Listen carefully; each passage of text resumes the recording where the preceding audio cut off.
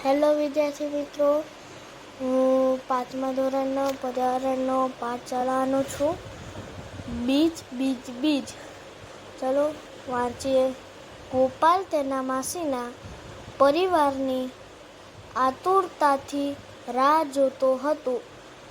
તેઓ આવતીકાલે વેકેશન ગાળવા ગોપાલના ઘરે આવવાના હતા. અવનવી વાનગીઓ બનાવવાની અને બધા ખૂબ રમીશું એ વિચારીને ગોપાલ ખૂબ જ ખુશ હતો. એટલામાં તેને મમ્મીએ બૂમ પાડી, "ગોપાલ, રાત્રે સૂતા પહેલાં 2 વાટકી ચણા પાણીમાં પલાળી દેજે. હું ફોઈના ઘરે જવાની છું અને સવારે આવીશ." જ્યારે ગોપાલ ચણા પલાળવાનો હોય ત્યારે તેણે વિચાર્યું કે માતાએ 2 વાટકી ચણા પલાળવાનું કહ્યું હતું, પરંતુ આટલા ચણા 8 વ્યક્તિને કેવી રીતે પૂરતા રહેશે? ઓછા પડશે. તેમ વિચારી તેણે 4 વાટકી ચણા પલાળી દીધી. સવારે જ્યારે તેની માતા આવી ત્યારે તેમણે જોયું ચણા વાટકામાંથી ઉભરાઈને બહાર આવી રહ્યા હતા.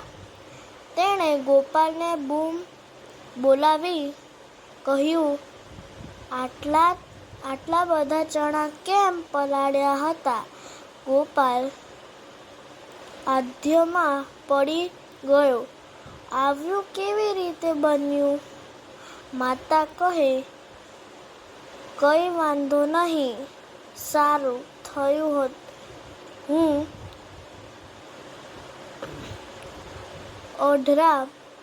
અડધા ચણાનું શાક બનાવી ને બાકીના ચણા ફણગાવી દઈશ." ફણગાવેલા ચણા ત્યારે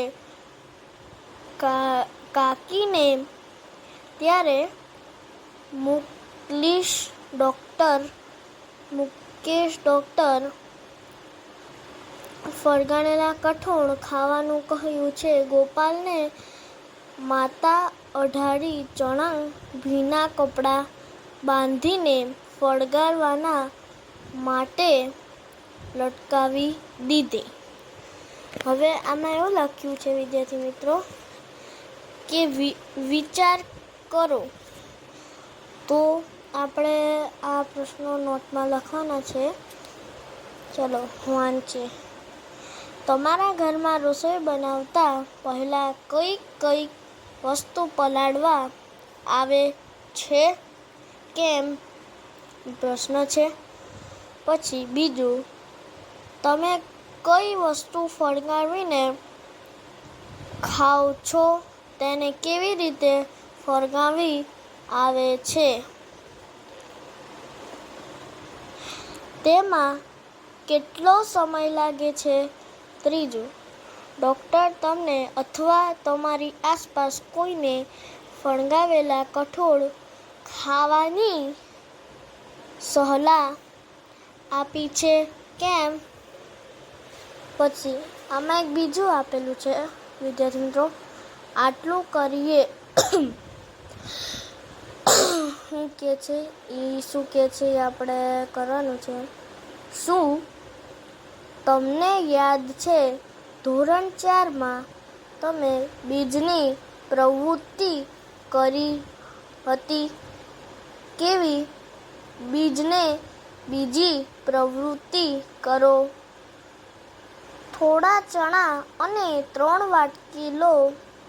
પહેલા વાટકીમાં 4-5 ચણા નાખી વાટકી પાણી ભરી દો.